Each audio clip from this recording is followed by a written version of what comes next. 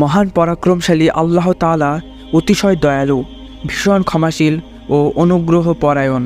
একই সঙ্গে তিনি মন্দ কাজের কঠোর শাস্তিদাতাও। কেউ অন্যায় করলে তাকে শাস্তি দেন, তবে যদি গুনাহগার ও অন্যায়কারী নিজের গুনাহ মাফ করিয়ে নেয় তাহলে ভিন্ন কথা। সাধারণত প্রতিটি মানুষই গুনাহ করে, কেউ বেশি আবার কেউ কম। শয়তানের ধোকায় পড়ে মানুষ অনেক সময় আল্লাহ কর্তৃক নিষিদ্ধকৃত কাজ করে ফেলে, কিন্তু একজন মুসলিম গুনাহ করে তওবা করবে, এটিই স্বাভাবিক। তো চলুন আজকে জেনে নেওয়া যাক কোন 3 ব্যক্তি সবার আগে জাহান্নামে যাবে। আপনারা শুধু ভিডিওটিতে লাইক করে শেষ পর্যন্ত আমাদের সঙ্গে জুড়ে থাকুন। সবার আগে 3 ব্যক্তিকে জাহান্নামে পাঠানো হবে। হাদিসে এসেছে ওই 3 ব্যক্তির নিয়ত শুদ্ধ ছিল না, অর্থাৎ তারা আল্লাহকে সন্তুষ্ট করার জন্য ইবাদত করেনি। আবু হুরায়রা রাদিয়াল্লাহু তাআলা আনহু থেকে বর্ণিত হাদিসে রাসূলুল্লাহ সাল্লাল্লাহু আলাইহি ওয়াসাল্লাম বলেন, কিয়ামতের সবার আগে যাদের বিচারের জন্য আনা হবে তাদের মধ্যে অন্যতম দানবীর, আলেম ও আল্লাহর পথে জিহাদকারী শহীদ। আল্লাহ তাআলা প্রথমে শহীদকে নিয়ামতগুলো দেখিয়ে প্রশ্ন করবেন, এসব নিয়ামতের পরিপ্রেক্ষিতে তুমি কি করেছো? সে উত্তর দেবে, আমি আপনার পথে লড়াই করেছি, শহীদ হয়েছি।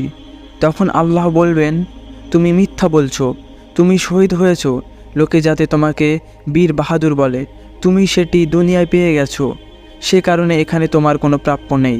তখন তাকে জাহান্নামে নিক্ষেপ করা হবে। এরপর একজন দানবীরকে উপস্থিত করা হবে। তাকে দেওয়া সম্পদ দেখে আল্লাহ বলবেন, এসব নিয়ামতের পরিপ্রেক্ষিতে তুমি কি করেছো? সে উত্তর দেবে, আমি আপনার সন্তুষ্টির উদ্দেশ্যে এই সম্পদগুলো আপনার পথে ব্যয় করেছি। তখন আল্লাহ বলবেন, তুমি মিথ্যা বলছো, তুমি দান করেছো যাতে লোকে তোমাকে দানবীর বলে, তুমি সেটি দুনিয়ায় পেয়ে গেছো, সে কারণে এখানে তোমার কোনো প্রাপ্য নেই। তাকেও জাহান্নামে নিক্ষেপ করা হবে। এবার একজন আলেমকে নিয়ে আসা হবে। আল্লাহ তাআলা আলেমকে জিজ্ঞেস করবেন, তোমাকে আমি যে জ্ঞান দিয়েছিলাম সেটি তুমি কোন পথে ব্যয় করেছো?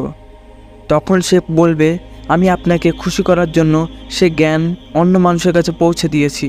আল্লাহ বলবেন, তুমি মিথ্যা বলছো, তুমি এসব জ্ঞান অন্যদের কাছে পৌঁছে দিয়েছো যাতে লোকেরা তোমার প্রশংসা করে এবং তোমাকে প্রাধান্য দেয়, সেটি তুমি দুনিয়ায় পেয়ে গেছো, তাই এখানে তোমার কোনো প্রাপ্য নেই। এরপর তাকে জাহান্নামে নিক্ষেপ করা হবে। সো আল্লাহ তাআলা আমাদের জাহান্নামের আগুন থেকে বাঁচার তৌফিক দান করুন এবং প্রকৃত মুমিন বান্দা হওয়ার তৌফিক দান করুন। আমিন।